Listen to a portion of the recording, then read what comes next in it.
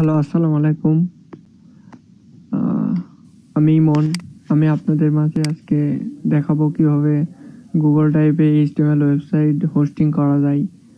আমাদের অনেকেরই hosting server নেই, তো সেক্ষেত্রে নতুন অবস্থার জন্য গুগল ড্রাইভের মাধ্যমে আমরা হোস্টিং করতে পারি।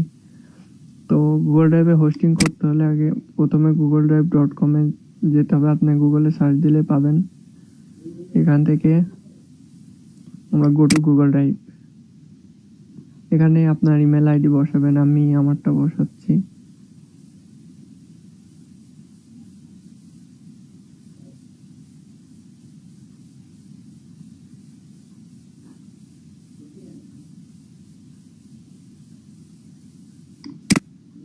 একটাই। আচ্ছা, এখানে আমার পাসওয়ার্ড দিচ্ছি, পাসওয়ার্ডগুলো সব ডট ডট।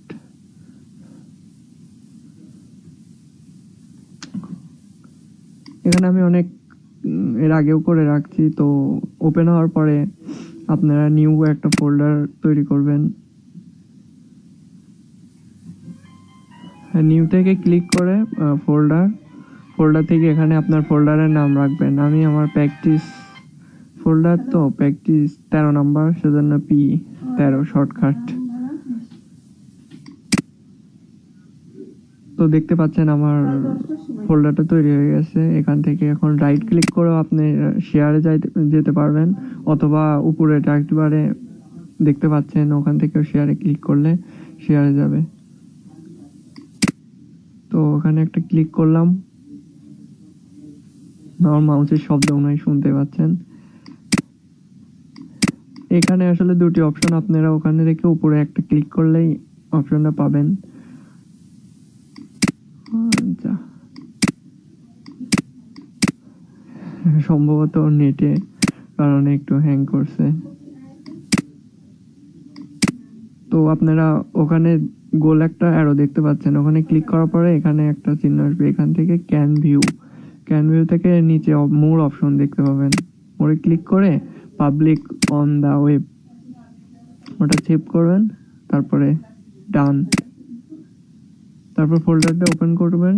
ওপেন করার পরে আপনার ওয়েবসাইটের এইচটিএমএল সিএসএস গুলো সব ড্রাগ ড্রপ করে এর ভিতরে রেখে দিতে পারবেন।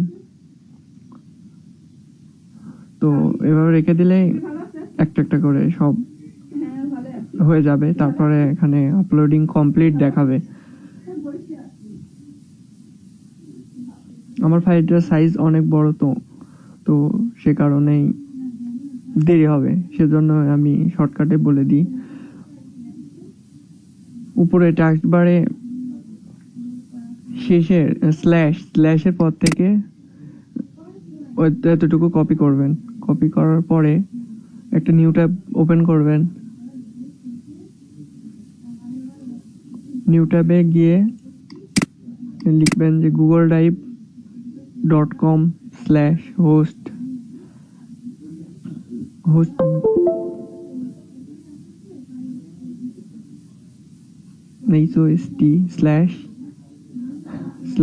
তারপর আপনার লিঙ্কটা পেস্ট করে দিবেন, তারপর ইন্টার। আশা করি পারবেন। কোনো দিচ্ছি আপনাদের সুবিধার্থে। আশা করি সবাই ভালো থাকবেন। সবাইকে ধন্যবাদ।